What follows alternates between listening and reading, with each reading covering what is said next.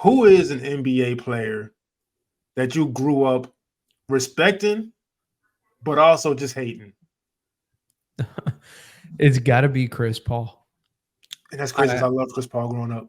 yeah, it had less to do with who he was.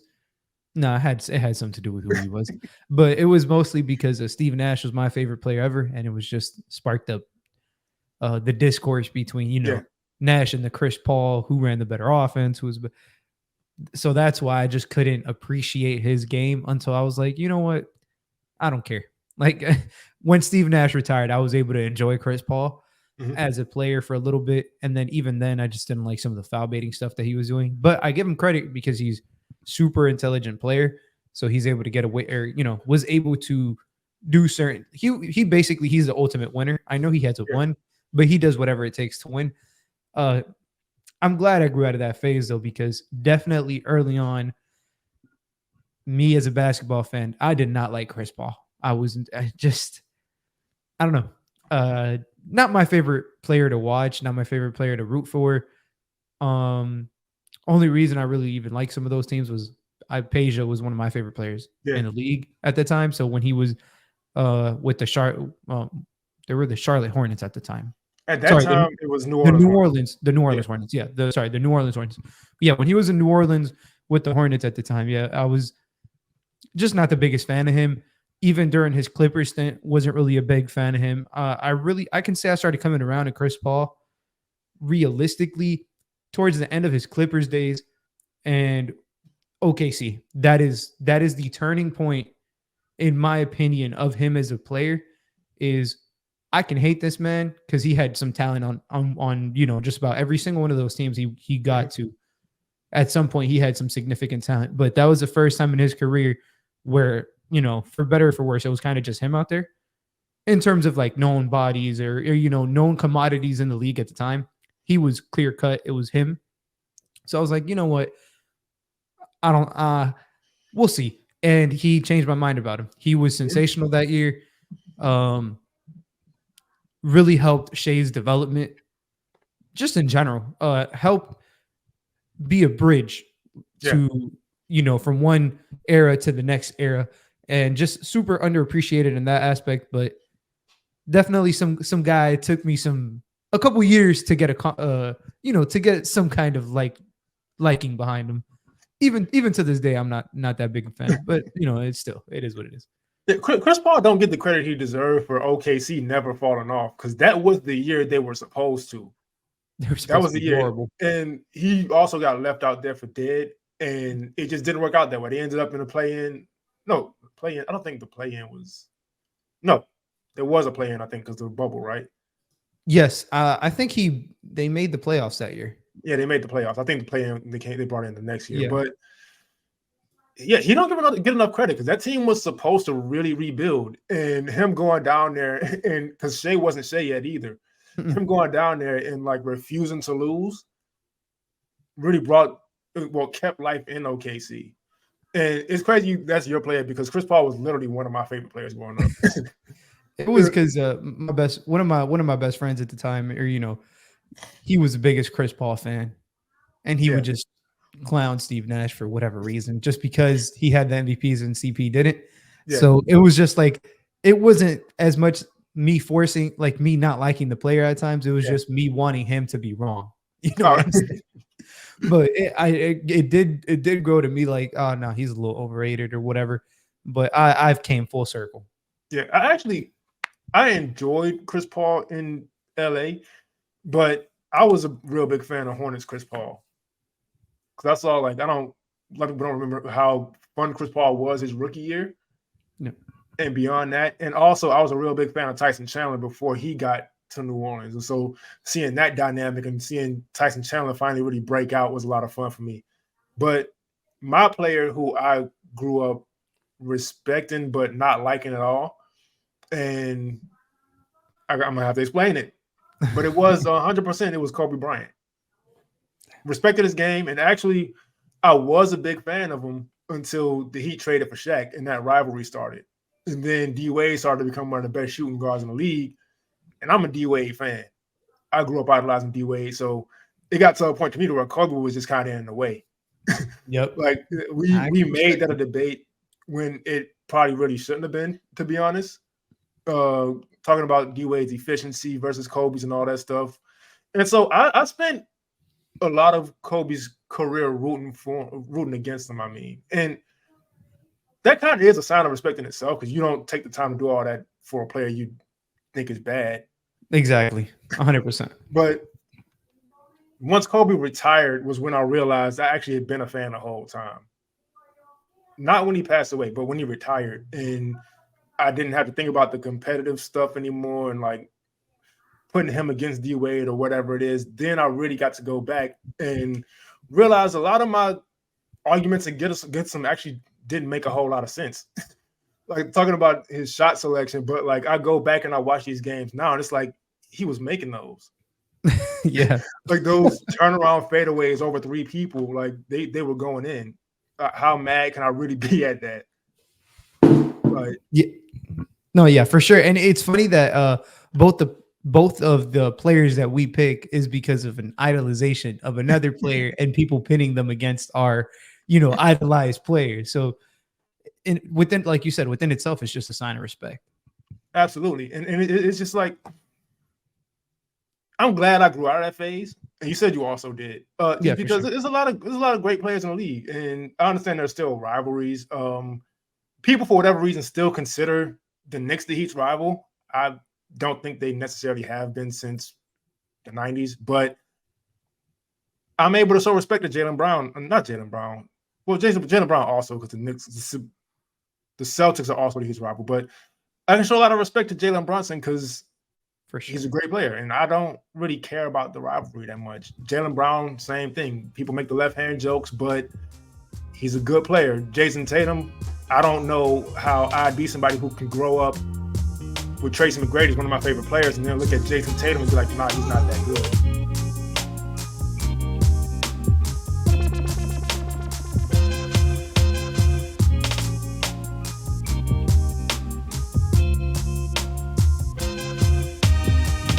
Ladies and gentlemen, welcome to another episode of Playoff Foul. I'm Kenny. No Frankie today. He has some stuff to do. He'll be back soon. But I got Lou with me. Lou, how you doing? I'm doing great, man. How's it been, man? My sleep schedule is backwards because I stay up all night editing this. So for the people out there, subscribe wherever you either listen or watch and make our hard work pay off, because it is a lot of hard work. I am going to go to sleep as soon as we get off here and then wake up in the middle of the night to edit this episode. So that gives you an example. But we're going to go ahead and get into this episode. So what we're going to do is we're going to each choose a guard, a wing, and a big that's loved by some, hated by some. We're going to kind of get into why that is. And we're going to get into the numbers and all that good stuff. So we're going to start with the guards first. Lou, who's your guard? This is very polarizing. So first of all, we got to acknowledge some guards. I feel like guards is by far the most polarizing position probably in all of, like, it was the easiest one to pick, like, because you had a plethora of people to pick from. The guy I decided to go with was Kyrie Irving. Man, talk about polarizing NBA players. I think it starts with Kyrie Irving. Mm-hmm. Not just obviously the on the court stuff, but even off the court, which we're not going to talk about here. But just from this, purely from the on the court stuff, a lot of people seem to believe that he is just not good enough to be a number one, or he's not good enough to win by himself. First of all, whoever says that, out the window. I apologize. Nobody's ever good enough to win by themselves. Right. There's no such thing. It's a team game. But what they fail to acknowledge is that being able to sacrifice to this level, to let other players who you might be on par with, sometimes he's been better than, whatever. I'm not here to, obviously not the LeBron, but his stint in Boston, probably not better than Luka, but just him being able to realize this as one of the highest, the most highly touted players coming out of Duke, that like this was like YouTube mixtapes was everything Kyrie all the time. because he was just that talented. Him being able to get all these labels and just literally block out the noise and go and contribute and be the team's second best player offensively at all times, while this season in particular, like accommodating to the star is a skill within itself. And he's shown that he literally has done that his whole fucking career. Yeah. And that's not easy. Like, it takes players years to accommodate. He did it from day one. As soon as LeBron got there, he knew his role. Gets traded, now we're going to fast forward, gets traded to Dallas. Luka's there, knows his role. And it's just, it's polarizing because a lot of hate is brought upon him. Some of it is not justified. His shot selection, dude, I don't want to hear that, to be very honest, particularly with him, because he's ultra fucking efficient. Right. This year, he's putting up damn near 26 points, 5 rebounds, 5 assists, shooting 49% from the field for a guard.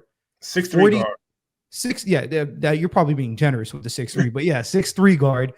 49% from the field, 42% from 3, and damn near 90% from the free throw line at 88.5%. So he's almost 50, 40, 90, and efficiency creeps up with this guy. Are we fucking kidding?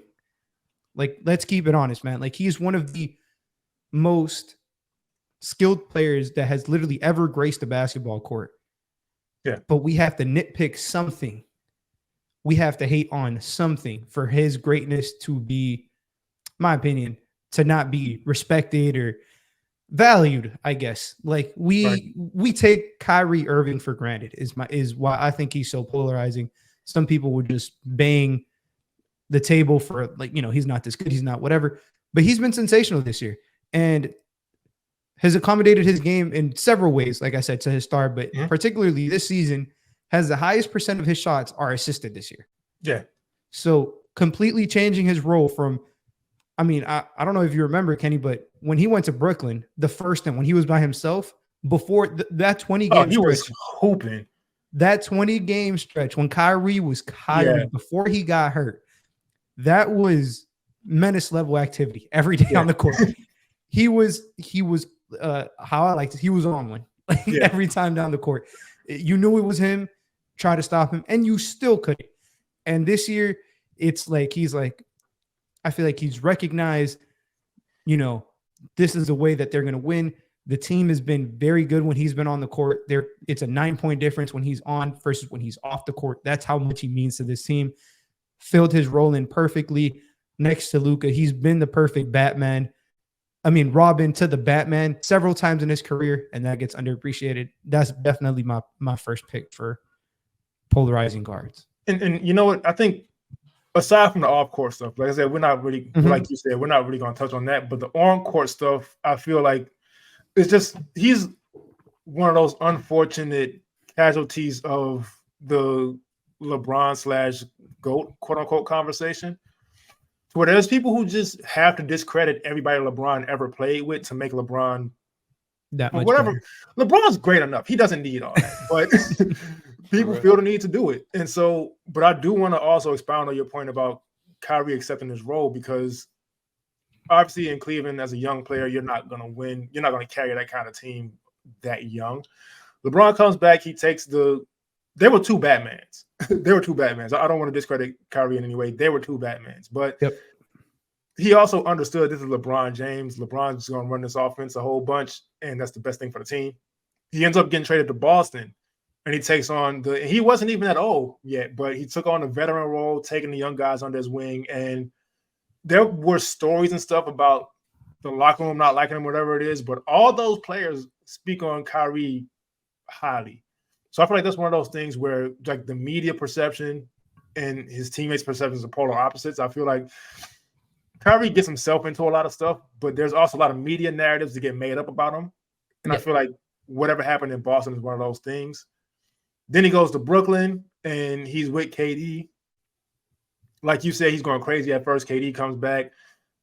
Him, KD, and James Harden don't play a lot together, but when they do, he's also sacrificing his shots and all this stuff. And now he goes to the Mavs, and you see every former Maverick is, I wasn't getting the ball enough. And just hinting at Luka having too much control of the offense. You got Kyrie Irving, who's going into the Hall of Fame, making the best of it, and like you said, putting up incredible numbers. And so I do want to also give Kyrie credit for that. I understand he rubs people the wrong way with some of his off the court stuff, and not only the controversial stuff, but just his spirituality in general. People like to make fun of him for like all that stuff. We only care about basketball on this show. And so as far as we're both concerned, Kyrie is a great player. Now, my player who I chose, my guard, he's not a Kyrie level player. I'm not going to sit here and say that. But he is the player who, and I'm going home for this for the people who don't know. He is a player who has, I don't know if underrated is even a word. It just gets very weird with him. There's expectations for him that I've never seen before. But my guard is Tyler Herro. I understand I sound like a biased Heat fan right now, but just hear me out. We're talking about somebody who came into the league as a 13th pick. Yep. As a 13th overall pick. The team trades for Jimmy Butler right away. They're in win now mode. We're talking about somebody who on an Eric Spoelstra coach team was playing young and was trusted young and came up big in clutch situations. Ends up winning the Sixth Man of the Year award. The talk that year was, does he even really need to still be on the bench at this point? Like he's kind of dominating in that role. That was split. I was on the side of he should start. Offseason comes, Pat Riley says he wants to start because he said he didn't want to be a six-man forever, which guys get typecast in that role and don't make a whole bunch of money. So nobody should feel comfortable in that role, especially that young. They should want more for themselves. That was a controversial thing for some reason. Then he gets a starting job after Pat Riley said he earned it. And the talk leading into that season was, well, he doesn't play well with the starters, whatever. He comes and puts up pretty much the exact same numbers that he did the year before, but in a starting role with Jimmy Butler and with Bam Adebayo. But there's just been he's just had a long career of just not getting any credit. And I think I don't need players to get credit, but we also have to be truthful when we criticize players. Like we're talking about somebody who in his second year in a row now. Actually, no. This year he's at shooting splits are 44, 40, 84, which is very good. Last year it was, I want to say 44, 38, 93. This is not inefficient. I don't know what world this is inefficient in. I guess if you look at the field goal attempts and points, they're pretty close, but he has to get to the line more. And that's not something I'm going to take away from. I'm not going to criticize him. I'm not going to pretend that's not a thing that he probably should do. But it's also not a big deal. For me, it's not a big deal. It helps. It makes you more efficient. It helps you put points on the board when the clock is stopped. But I honestly don't care that much about it. Still not an amazing defender, but definitely improved. Because his first couple of years, you were scoring on him every time. Yep. Every single time. And that's not the case now. Playmaking has improved. And I just think also there's the point of the team getting far without him in the playoffs multiple times. But past 2 years, the series they got eliminated in, they really needed somebody who could step up and score. And so I just think for me, man, like I said, I don't need players to just get credit, but I think we do have to also be truthful if we're going to criticize players. And I don't think the criticism of Tyler Herro has ever really been 100% truthful, or just the expectations were weird. Like, we expect him to be a 3-level scorer, even though that's not a very common thing. We expect him to average 25, even though that's just not how Eric Spoelstra plays with his teams. And it's I know you're also a Heat fan, so you have something to say, but my basic point with Tyler Herro is criticism is fair as long as it's truthful, and it's just almost never truthful. I think you hit it right on the button when you said expectations is what makes him polarizing. Mm-hmm. In a vacuum, people would take him. Yeah. You know, it's just the I don't know. I think it's just the amount where they want him to get to is unfair due to who he's been linked with in terms of trades. I think that's where the narrative stems from. I think the narrative stems from him being involved or his name being thrown around in just about every major trade that has happened recently, whether that was James Harden when he asked out of Houston, Donovan Mitchell, when Durant was doing his little thing, like just in general. Every single trade involves Tyler Herro. So his expectations come not just from his own playing time, his own personal value, but therefore linked to a comparison of these other players. So, which, first of all, for his name to be involved in these trades as the centerpiece says a lot. Ridiculously young. He started doing this at 19. His first year, 24 years old right now. So he's still young, but he's a vet now. I think it's super interesting because, I understand where people come from, the inefficient stuff or the talk about it.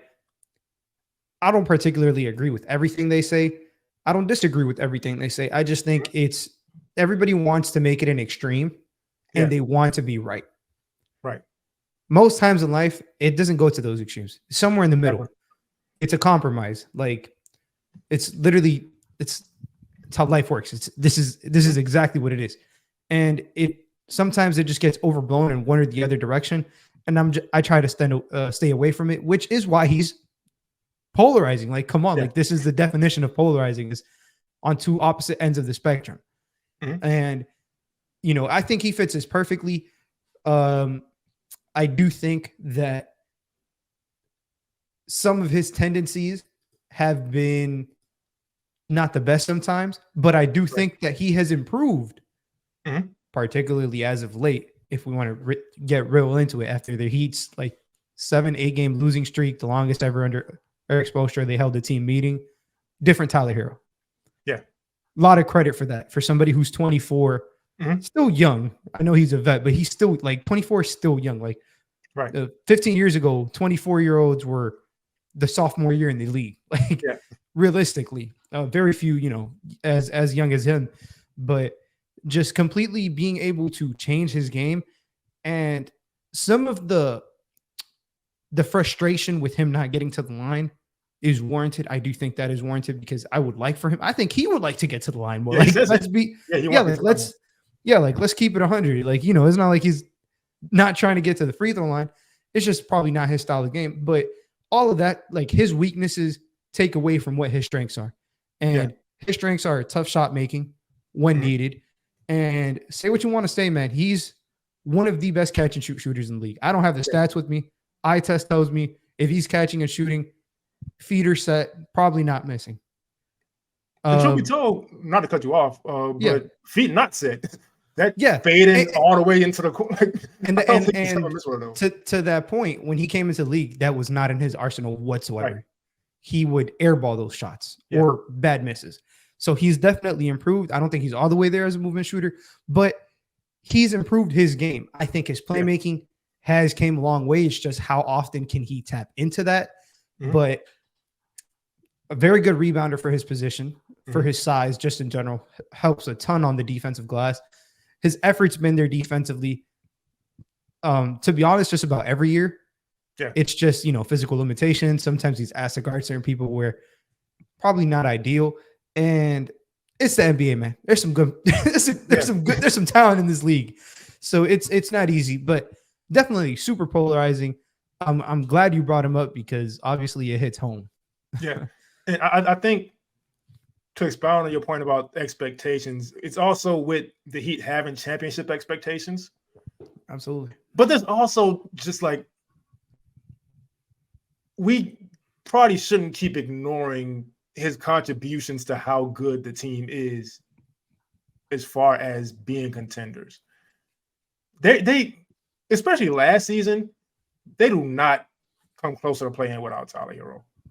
He was one of the best clutch players in the league. as much as national media mourned the loss of Gabe Vincent and Max Strus, they mostly didn't play well last season. It was a lot of Bam, Jimmy, and Tyler, and then Caleb at times. Yeah, So Caleb flashes was of what he would end up definitely doing in the playoffs. But my main point with all this, and I'm gonna keep saying it, is just let's be critical, but let's also be truthful. When we talk about not only his expectations as far as winning, but as far as his expectations as a player, he has shortcomings. Like we mentioned, the defense, which I don't make that big of a deal of because I understand he's not a great on-ball defender, but as a team, and defense is a team concept, the Heat have been one of the best defenses in the league pretty much the entire time he's been there. And that's not giving him credit for it, but it's just like it's not hurting as much as the picture may be painted that it is. correct. But as far as that goes, as far as his development with the playmaking and all that stuff, we do kind of have to remember he just turned 24 and didn't come into the league like in a position like a Cade Cunningham or somebody who went to a bad team with no expectations and just had the ball in the hands to make a bunch of mistakes. This is somebody who came into a championship contender with championship expectations. If you're struggling, it's Jimmy Butler's turn. We need to win this game. We need to worry about seeding. We need to worry about all this stuff. So there are, I guess, quote unquote, better players I could have chose for this, but we're Miami Heat fans, and these are conversations we end up having often anyway. Absolutely. But I just felt like this is somebody we needed to shed light on because the expectations and the criticism of him, like I said, just doesn't make a ton of sense. Like a couple of years ago, like he announced his first child and he was like 21 years old or something. And that was controversial. Like weird stuff like that. Like we don't need to do that. We don't need to like hone in on if he has 2 turnovers in a game. But he had 8 assists and 24 points. Hone in on these turnovers. And yeah, he had a near triple double when the team won, but why is he dribbling so much? Like it gets dumb. It gets dumb.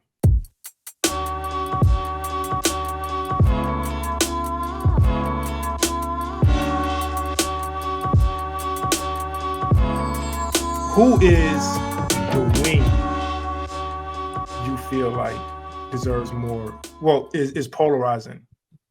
Yeah. The key word is polarizing. Yeah. And I will be fully transparent with everybody. I think this was the hardest position for me to come into terms with.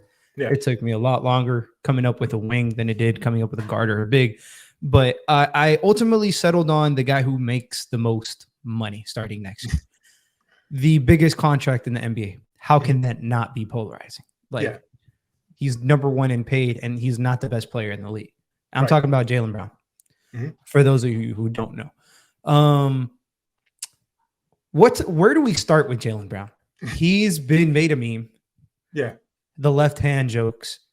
Some of it has been warranted again. You know, we're not here to, you know, if it's a meme, honestly, it's probably for a reason. It's just overblown. But it's probably for a reason. Yeah.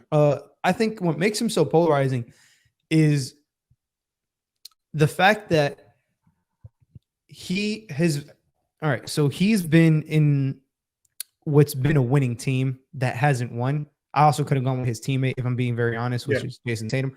I chose him in particular, though, because I think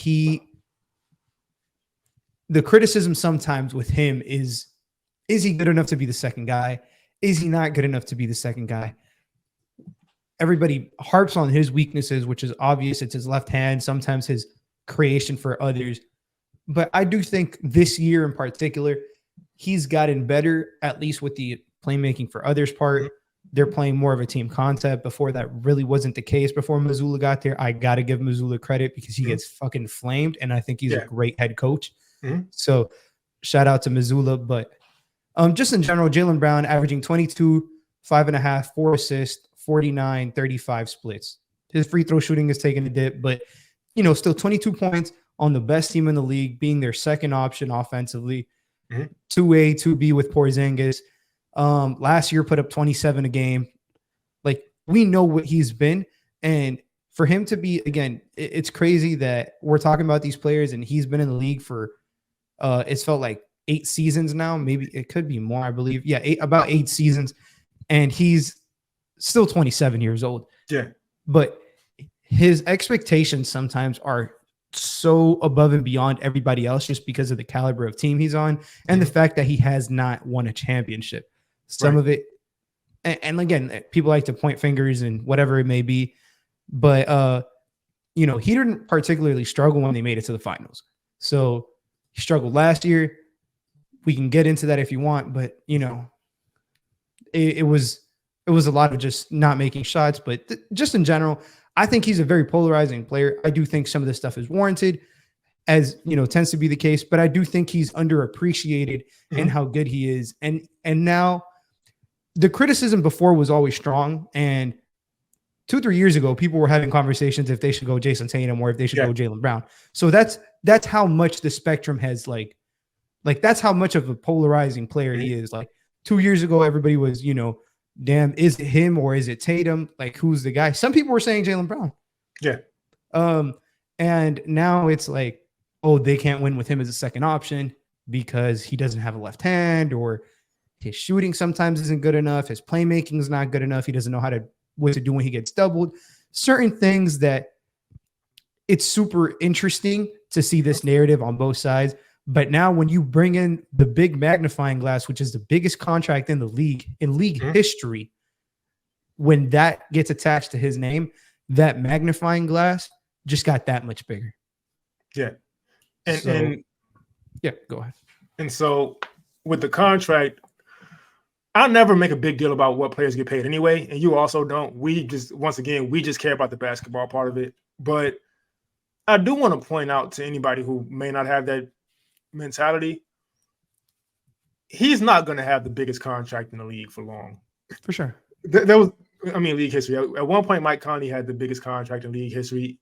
That's just typically just the first guy who gets a big deal under the new CBA or whatever it is. He'll have the biggest contract in league history. That's just kind of how that pattern goes. And so I never paid attention to that. I'm sure you actually didn't either, because we don't care about what guys get paid. But with Jaylen Brown, it's interesting because he's a prime example of not all basketball fans do this, but a lot of people just instead of watching the games and really paying attention to what guys do, they'll let other people's perception of a player control what their perception is. And so, for one, Jaylen Brown is far from the only player in the NBA who doesn't have a left hand.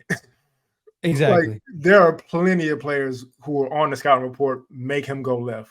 He's not the only one. It's just a couple videos went around of him struggling to dribble with it. And that's kind of really, I noticed, when the tide changed as far as is it him or Tatum or whatever, could he be the second option?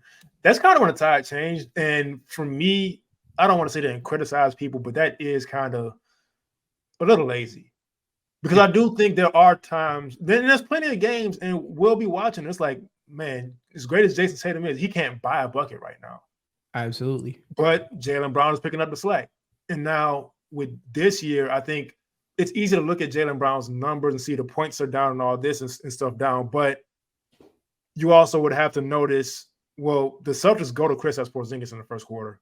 They feed him in the first, and then second, third, and fourth, they just go to everybody else. But so everybody's numbers are going to be down on any team that's really trying to win. And so I just think a lot of it is a lot more complex than people really care to pay attention to it being, because it's easier to make the joke about the left hand. It's easier and it's more spicy to say this player can't be this option on this team, which has never made sense to me. Just like, even when you say a player can't win, a player can't be the best player on a championship team, we never know that until they win a championship. Exactly. Like, young Gary Payton had plenty of championship player attributes. He just ran into Michael Jordan. It was, what can you do about that? But I just feel like, and even with us, like, we were pretty hard on Jaylen Brown in the All-Star Weekend episode, but none of it was about his actual play. None of it was about what he does on the floor out there, because, like we both mentioned, he is very important for that Celtics team. We don't even have to really even mention the defense and how valuable he is there. But I 100% agree with you. He just gets a lot of criticism that he probably wouldn't get if more people were just watching the game to watch the game and not watching the game to make jokes. It feels like in my opinion, his the reason I ended up going with him over Tatum, it feels like Tatum is almost given more excuses at times than Jaylen Brown is. 100%. Which I'm not here to say whether that's right or wrong. It's just something I've noticed. So it's the reason why I named him. And like you said, yeah, the numbers are down this year, but like, guys, let's be realistic. This is the most talent that team has had. Yeah. So yes, the numbers are going to be down. You know, they're no longer relying on Al Horford and Robert Williams to, you know, be the third, fourth options at the time.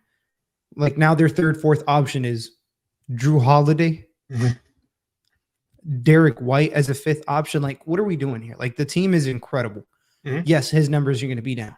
It's normal, but it's, you know, there's a reason why, like, they've been in the playoffs literally every year.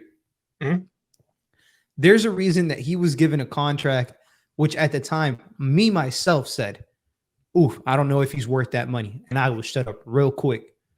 When the following year he finally got healthy, he finally got his feet under him, and he started playing how, you know, Jaylen Brown plays.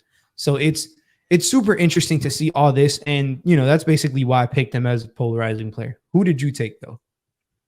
I went with somebody who, and it's calmed down now, but this is somebody who was really hated for a couple years, and I don't really understand why. But I went with Paul George. A lot of young players coming into the league's idle, and you'll, and it kind of goes into what I talked about earlier, and I don't want to keep bringing it up, but every time a player comes out and says that they looked up to Paul George or Paul George is their GOAT or whatever it is, everybody gets mad that it's not LeBron. But it's like, you can't be like LeBron. Like, there may never be another LeBron again, but if you're 6'8", 6'9", and you've seen Paul George and you've seen Kevin Durant handling the ball, you see the way Paul George defends, you may want to be like Paul George, because if you're 6'8", 6'9" in high school, and I was in this position at 6'3" in high school, you have your coach probably forcing you to want to get down there and post up, and that's fucking boring. So you look up to Paul George, and with great reason. Paul George, as it stands, is a 6-time All-NBA, 4-time All-Defensive. He led the league in steals in 2019 with 2.2. This season, he has 51, 43, 88 shooting splits. He is shooting, 39% from three on 8.2 attempts. Paul George is very easily one of the best players in the NBA. And I feel like he not only doesn't get the credit for it, because a lot of Western Conference players don't get the credit they deserve because they play late at night for half the country, but the level of criticism he got over the past few years, I never really understood. I love this pick. Before the show, you told me your place, and I was like, you took Paul, like that was the one. Like that was, I love this pick. I think he is far and away one of the most polarizing. Like you said, maybe not as much now, but if anybody was around the league 4 or 5 years ago watching basketball, it was frowned upon to like Paul George. Yeah. Literally. It still kind of is. Playoff P was a thing. Did you guys watch him in the playoffs? Why the fuck was that ever a thing? Like, honestly, did you guys watch Paul George, his second season in OKC? Every year except for that 1 year with the Clippers. Yeah. His game rose in the playoffs. But just in terms of regular season play, that 2018-2019 year with Oklahoma City, MVP Paul George was the best player in basketball for the entire first half of the season. Clip it. I don't give a fuck. Go back and watch the games. I will stand by that to this day. I'm not talking about just offensively. Defensively, shut down. He was defensive player of the year caliber up until he got his shoulder Like he was literally playing with a torn shooting shoulder. Yeah. So that's when his stats did. He still put up 28 that year. Like, I think it's so ridiculous when people use a meme like Playoff P to encapsulate this player's career, knowing damn well they fucking shouldn't, because Paul George has been him for a fucking minute. Like, point blank, period. He has been special. Two-way player, special. Every year, one of the league leaders in deflections per 36 minutes, and he's a superstar. Yep. Like, he shouldn't have to go out there and defend. He still does it. Every year, his team is in contention or a favorite for whatever reason before the season because he's on the team, because he's one of the top 2-3 best players on this team. Yeah. Obviously, sometimes the teams fall short. Injuries are a thing. The NBA is a thing. You never know what's going to happen. But Paul George has been sensational, nothing short of sensational, for a guy who was questioned if he will ever play basketball again after his injury, to have the impact on not just the kids and the generation, but the game in general. People have vividly came out several times and said he's the best two-way guard in the league, the best two-way wing in basketball. All this shit didn't stem from people just liking the guy. Like, no, like, watch the games. Like, he's literally this impactful.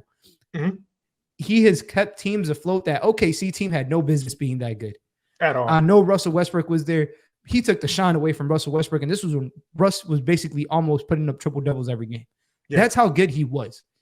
It wasn't a matter of who was better at the time. It was Paul George. Like, and I'm a little biased. I watched that team religiously because I was just so curious to see how this fit would work. And I could honestly say that was one of the most dominant seasons I have ever seen from a basketball player on both ends of the court, not just offensively. Obviously, we've seen what Embiid has done, what Jokic has done recently, Luka offensively, but he would literally take games over defensively. Yeah. While being one of the highest usage rate players in basketball offensively. Shit you didn't see anymore. Right. And I love that you picked him, because by far and away one of my fucking favorite players to just talk about, because I feel like the nonsense is so much that I can just already discredit whether or not you actually watch basketball, whether or not you like Paul George, like whether you think he's overrated or he sucks in the playoffs. Literally just off of that question alone, that's just how I feel. That's how passionate I am about this, man, because I think he's truly, truly elite. And the thing about, so every time I see conversations about any player really, and it comes up, well, their defense slipped because they have so much responsibility on offense, or you shouldn't really expect them to defend that well anymore because look how much they have to score. The first person who comes to mind is Paul George. Michael Jordan comes second, but he was playing in the 80s and 90s. Paul George is doing it today, right now. And with today's pace, he's, like I said before, he's getting up 8 threes a game. And that may seem like something light. It's difficult to do, and it's tiring. He's also getting to the basket. He's getting to the line. He's playmaking. He's the player who comes to mind to where it's like, you know what? No, I'm not letting that excuse go. Like, get your conditioning right, but you're supposed to play on both ends. Because even still, after all his injuries, especially like not only the one in the Olympics, or that wasn't the Olympics yet, but in international competition, but the shoulder injuries you mentioned, the injuries he's had with the Clippers, watching him now, he still shuts down. I'm not going to say 1 through 5 because that kind of gets overused. There's very few players who can do that. But 1 through 4, Paul George is shutting you down without question and giving you 30. He scores less this season. He's at 22 points a game this season, but he's sharing with Kawhi. He's sharing with James Harden. Like, that's also another example of when a team's trying to win, guys just score less individually because you have to really play together to get to that level to where you can really be a championship contender. But the Paul George, I've just never understood. I think it's like you said. I just don't think you can watch Paul George that often if you don't like him as a player, because if you like basketball, this is somebody who has no weaknesses. There's not like whatever you like about basketball, Paul George can give you, and he can do it well. Yeah. Minimum at like a B level. Minimum. Like we've seen him play make before because he's had to. We know the type of defensive again, juggernaut he is, particularly out on the wing. Yeah.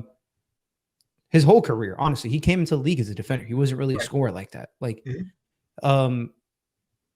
just the scoring, obviously, the 3-point shooting, playing above the rim, playing below the rim, Yeah. getting in lanes, being one of the best on ball defensively at pokeways. Mhm. It's been the thing with him for his whole. You cannot, if you have a Yeah. bad dribble, you cannot dribble around him. Don't play You will, around with the ball with him. he is a defensive playmaker, but he's also somebody who can go ahead and give you 30 on any given night. Mhm. Literally average 28 for a season, and that 28 is skewed because he just tried to play enough games to try to win the MVP, Yeah. but he was on one shoulder. So Yeah. it was what it was. Truly sensational player. There's a reason why the kids who are coming up idolize him, Mhm. with good reason. It's not like, they're not going to idolize some guy who's probably not that good. So Yeah. definitely love that you brought him up, for sure. Yeah. Yeah. And so again, I just feel like the reason these young players come up idolizing Paul George is, and just in general, it's like players, coaches, front offices, like they all see the game very different from the way fans do. And I'm not here to shit on fans because we're fans. Like, who will we For be sure. to do that? But I just think there has to kind of be a better understanding of, and this is something we say all the time. Like, the people who do it for a living know a lot more about basketball than we do. And so that's why we take the approach on this show. So to want to learn and kind of really understand the player's perspective on these things. Because again, like, imagine if a Brandon Miller came up like, playoff P, look, he's choking in the playoffs. What kind of player would Brandon Miller be? Would he be Brandon Miller? Would he be in the league right now? Would he be? You never know. And so I think the best approach on these things is just watch the games. Don't let anybody else form your opinion. Like, don't just go for the joke, because truth be told, the jokes don't even be funny most of the time. just at least the approach I take. I just watch the game and let the game tell me what's going on.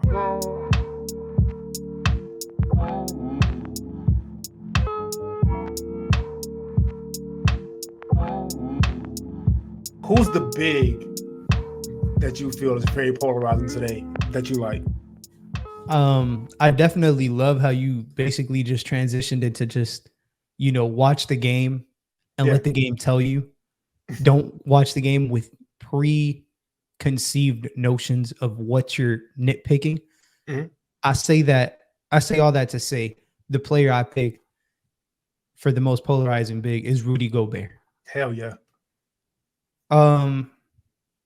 There is no possible feasible way you can watch a basketball game and you tell me that he is a liability defensively. Mhm. That does not exist. He has led a top 5 defensive rating defense more than half of his career. Most of that time, him being, to be honest, almost damn near the sole defender of that defense. 4-time All-NBA, 3-time Defensive Player of the Year, 6-time All-NBA defensive, averaging 13, almost 14 points, 13 rebounds, 2 blocks a game. I'm not here to look at his counting stats. Mhm. I'm here to tell you the Rudy Gobert anchor defense, doesn't matter who the fuck it has around him, will win you enough games to get into the playoffs. Sure. He has transformed teams' defense. He did it in Utah. He's doing it right now. They have Minnesota has the number 1 ranked defense. Yeah. I don't want to say all of it is on Rudy Gobert because it's a team game. It's not all on Rudy Gobert. But the reason it works so well is because of his attention to detail, how good there is something that needs to be said for bigs. I don't like to use the word rim protector. Right. Sometimes because you can be good at shot blocking, but not good at protecting, like not overall contributing to your defensive scheme. Right. Or you can be what I like to call a paint protector. That is literally what Rudy Gobert is. He doesn't just affect shots at the rim. He can do that, and that's great. But his concept of team defense is truly spectacular when you really watch him. Defensively, his intelligence in pick and rolls, his intelligence as a low man when he's on the weak side, how vocal he is defensively, pushing guys to rotations. The other day, I don't know if you saw the clip where he closed out in the corner, contained the ball for 3 seconds, came back across and blocked the shot. Like, the butt of the jokes many times because of what Steph Curry did to him. Are we serious? Like, look, and I'm not cutting you off. No, go ahead, please. If getting crossed up by Steph Curry makes you a bad player, nobody's good. Let's go, man. Like, come on, keep it a band with us. There's no way Rudy Gobert defensive question marks rise because how good of a defender is he if in the playoffs he can get played off the floor? That is the only team in basketball that could have played that man off the floor. He just happened to play against him. Like, and even then the team was better when he was on the floor, but that's besides the fucking point. It's just, it's obviously very nitpicky sometimes, but there's a reason why literally every defense he's on just happens to be very good. There's a reason why, you know, he's not the best offensive player. He is an elite role player in his role. I don't know if he's a star. I'm not here to argue that. He's a defensive star for sure. Offensively, that's not his game. But I think that's what makes him so polarizing. Some people think he's actually just absolutely terrible offensively. But, you know, I will say offensive rebounding is a skill, and it is on the offensive side. He happens to do that very well. He's actually the active leader in the NBA for true shooting percentage. So for same people who love efficiency, are over here saying he has no business offensively. Yeah, he leads the league in true shooting percentage. Granted, most of his shots are at the rim, but it's just a product of his overall spacing, soft hands, decent touch, lob threat ability, screen ability, roll ability, all these little things that make a great player great. And at the end of the day, he's just a winning player. And that's why I think that's basically how I can just cap off why Rudy Gobert is so polarizing. And I do think a lot of polarization. One is just like I think he cried when he didn't make an All-Star team. I'm not going to defend that. There was also like the touching the microphones, and then look, most of us had COVID at one point, not knowing we had COVID. Like, it happens. I'm not defending what he did at all, but I mean, is it that big of a deal? We focus on basketball at the end of the day. Yeah, we focus on basketball. But as far as the offense stuff, I'm glad you mentioned the offensive rebounds because it's not everybody's role to score 20. Everybody's not getting plays ran for him. And so we can't really look at Rudy Gobert and say he can't play offense. When he does, he has to get the opportunities for himself with rolling and with getting the offensive rebounds, but he's very effective when he does get those shots up. And so we're on the same page with this. I feel like we're kind of quick to just say a player can't do something because they don't do it, but it's just never been their role. Defensively, he's like, watching him reminds me of watching football growing up, and whether it's Champ Bailey or one of those shutdown corners to where like, just don't even bring the ball over here. Like, just take it somewhere else and let's see what we can get over there. Rudy Gobert, and I'm glad you mentioned rim protection not being, because that whole paint area, like if you shoot a floater over somebody, it's their rim protection doesn't mean much. But if they're able to get out and contest that floater, then it's a little different. Rudy Gobert does that. Rudy Gobert shuts off that whole paint area. And we mentioned really this whole episode about expectations being a key factor in why these players are so polarizing. And I think expecting a player of Rudy Gobert's size to get out there and switch on to guards like a Bam Adebayo or Nick Claxton or somebody who's smaller and Rudy Gobert is actually athletic himself, but smaller and more athletic. It's unrealistic. Nobody, everybody acknowledges how good Joel Embiid is defensively, but nobody expects him to go out and switch on to a guard and be successful at it. Rudy had to, because at times he was on teams where they just had no perimeter defenders at all, pretty much. And so that ended up looking kind of bad. And yes, they schemed him off the floor with Terrence Mann, but that's really kind of the only time that's ever happened. And really only one game where Terrence Mann kind of went off. And if you go back and look at a lot of those possessions, they weren't Rudy's fault. Bingo. Like literally. It's sometimes, like we say, basketball is a team thing. Mm-hmm. A lot of the times during that particularly that Clippers series, it was somebody not rotating to his man because he already pre-rotated to somebody else's man. Yeah. I will say this year, and also with the Jazz, obviously we're not talking about that Jazz team, but that Jazz team, he was literally their only paint protector or guy with size on the floor. I think the second tallest guy was Bogdanovic. Mm-hmm. So, obviously now fast forward to this year, he has Cat on the floor. Sometimes he has Naz Reid on the floor.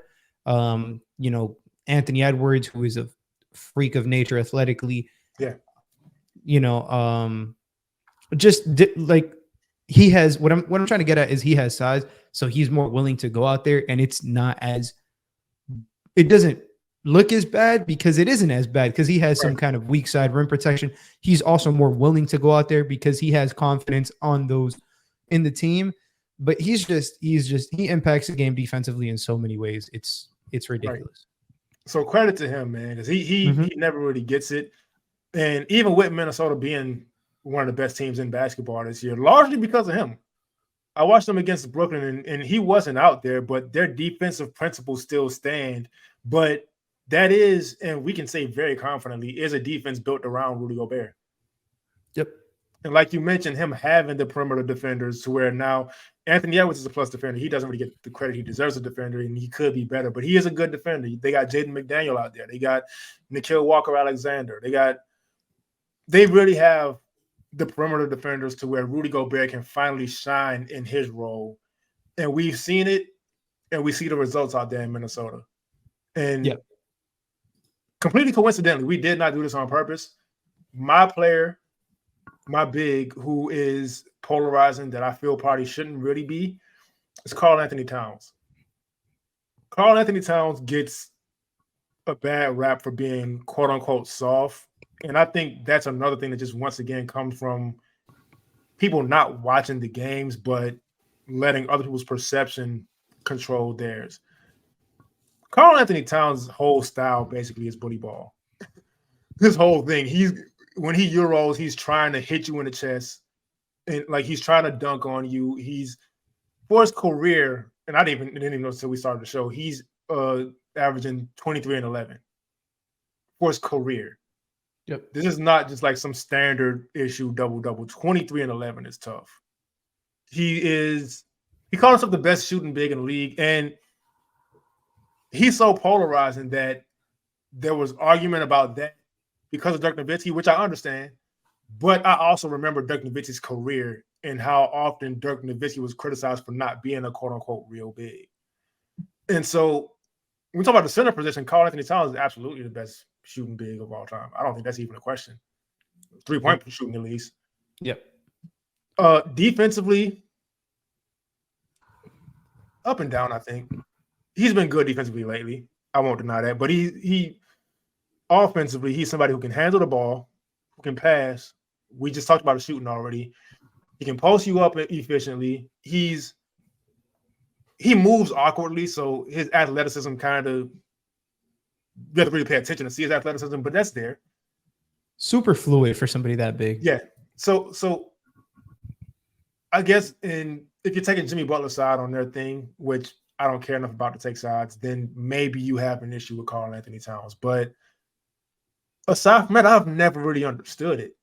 Because again, all we care about is basketball on this show. And so I'm seeing a 7-footer cross people over and dunk. I'm seeing a 7-footer get out on fast breaks and windmill off one leg. I'm seeing a 7-footer shoot 40+% from three multiple times in his career. This year, his shooting splits 51, 43, 88. Ridiculous. As a 7-foot big. And so it's I've never fully understood the hate for Karl-Anthony Towns, but especially watching him recently in this season with the Timberwolves, with his numbers are also down, which another example of a team that's really trying to win, you're going to sacrifice your individual numbers. But he would, before Anthony Edwards really kind of took off and became that team's, you could say star or 1A or whatever it is, but Karl-Anthony Towns was usually around 24, 25, sometimes 26 points per game in his career. And so he's somebody who has kind of always, I don't even want to say had to prove himself, because he's already proven, in my opinion. And so I've just never understood it. He doesn't get enough credit also for the role change that he had to do from basically being the center for the team for literally his whole career. And then insert Rudy Gobert, changes the scheme defensively. We know what he does. So now Towns has to change his way of defending. And he's done, again, he's not a lockdown defender, but his willingness and his effort on that side of the floor is not to be understated, because it's definitely helped the team. Offensively, we know who he is. Like you said, career 40% three-point shooter. Crazy. Oh, yeah, over 50% from the field, 52.5% for the field from his career, 84% free throw shooter. Yes, he can shoot the fucking leather off the basketball. A good facilitator for his size. I think he's a very good passer for his size. The reason he's so polarizing is A, expectations, B, the Jimmy incident, and honestly, some of the playoff struggles, particularly versus some smaller guys, which is where the soft thing comes from. He's not an elite, like that's not his game. He does play bully ball and he does like to bully, but sometimes it could be to the detriment of the team. But this year he's really honed in on, working himself into and out of those situations, and when being more selective on when he should go and when he shouldn't go, just impacting the game in different ways. And a truly a very, like you said, a very polarizing player, but somebody who, when it's all said and done, most people who are hating on him, which is what we started the show doing, they're going to have to respect him at some point, because he is that good of a basketball player. There's a reason he went number one. He's literally proven it every single year of his career, never averaged less than 18 points per game. That is ridiculous. That alone should tell you just the talent that this man has. But he's been sensational this year. Truly, his whole career, he's been sensational and just one of the best shooting bigs ever, like you stated, man. I don't know. I don't know how people can just sit there and honestly just not enjoy him play basketball sometimes. Like, the preconceived notions, the narratives are so strong sometimes with him that you really just can't sit there and just watch and enjoy the freak that is Karl-Anthony Towns when he plays basketball, because he is literally a freak. 7 feet with the moves a little funky, but the fluidness of a 7-footer, he doesn't have, like, he doesn't move like a 7-footer. He moves like somebody who's probably like 6'8", 6'9", dribbles the ball very well, like finishes, has an arsenal, 3-level score. He's literally a 3-level scorer, and just truly elite at what he does. So definitely Karl. And credit to him, because I mentioned in like the Tyler Herro section, there aren't a lot of actual 3-level scorers, and like that's a very difficult one. The mid-range game is kind of frowned upon anyway.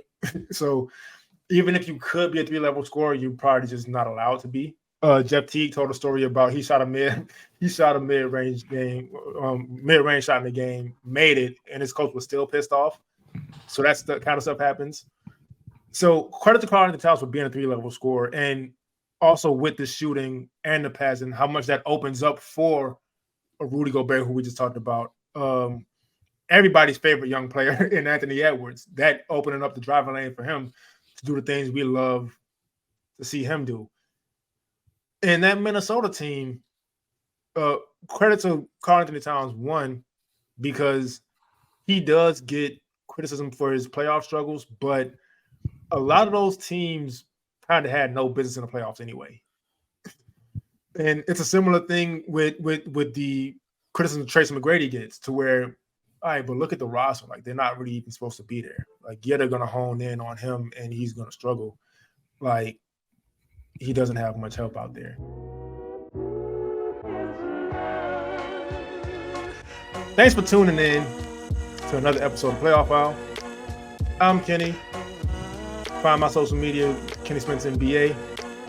I don't care if you follow it or not. Follow and subscribe to Playoff File on everything. Lou, what you got? At Saucy Takes, no spaces, takes with the Z at the end, on mostly Twitter, man. Trying to get to 500 followers, so it'd be pretty dope if, you guys can obviously help me out. And subscribe to, like, comment, share, leave a comment, tell your favorite cousin, tell your least favorite cousin about Playoff File. Whoever, just let the people know, man. Yeah, and if you like the music throughout, that's my brother. His Instagram and TikTok are Black Glow Music. Follow him on there. We'll see y'all next time.